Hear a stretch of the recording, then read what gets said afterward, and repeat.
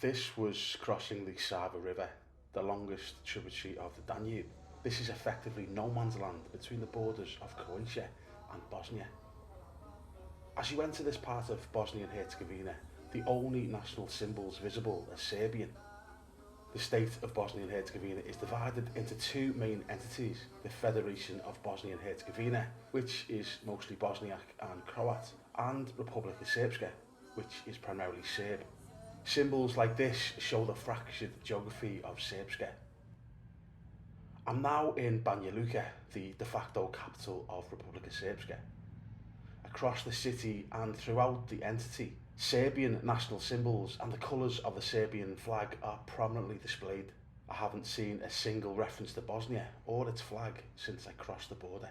Most churches here are Orthodox Christian, and although there are some mosques, more than half of these were deliberately destroyed during the war. It has a Palace of the Republic, museums focusing on Serb culture, national heroes, the war between 1992 and 95, and football. Many symbols align with Serbian and Russian culture, from flags and murals to shop merchandise and street art. Souvenirs memorialise Yugoslavia, celebrate Serb nationalism, and feature images of Vladimir Putin, who is often portrayed as a protector of Serb interests. Some show the pro-war Z symbol, adopted in support of Russia's invasion of Ukraine. 2 weeks ago, the president of Republika Srpska, Milorad Dodik, was sentenced to a year in prison and banned from holding public office for 6 years for defying Bosnia's top international official, the High Representative. Dodik has repeatedly threatened secession, pushing for Republika Srpska to break away from Bosnia and Herzegovina, and has taken concrete steps like proposing a separate constitution and cutting ties with state institutions.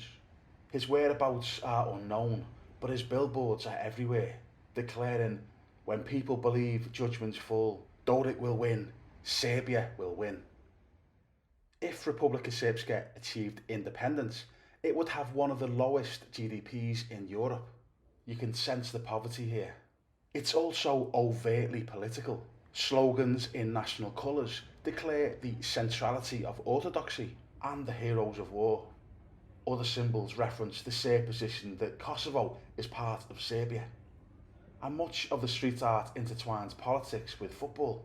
Most football clubs in Bosnia and Herzegovina have ethnic identities and mirror those divisions. The top three last season were Zrinski Mostar, who were mostly Croat, Borac Banja Luka, who were primarily Serb, and FK Sarajevo, who were principally Bosniak.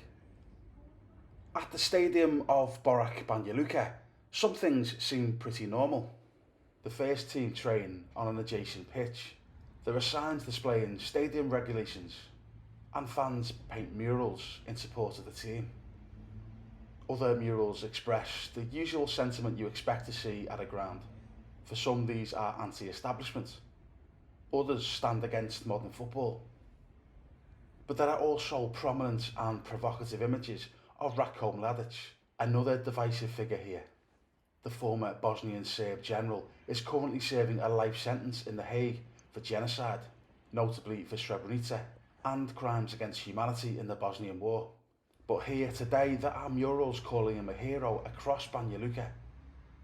This prominent one at the ground declares death to visitors.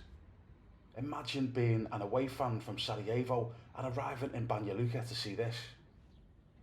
His image is dotted around the city, such as on the walls of these apartment blocks around the stadium. In Banja Luka, identity isn't just remembered, it's asserted, painted on walls, flown from flagpoles, and written into everyday life. A constant reminder that the war may have ended, but the battle over belonging has not.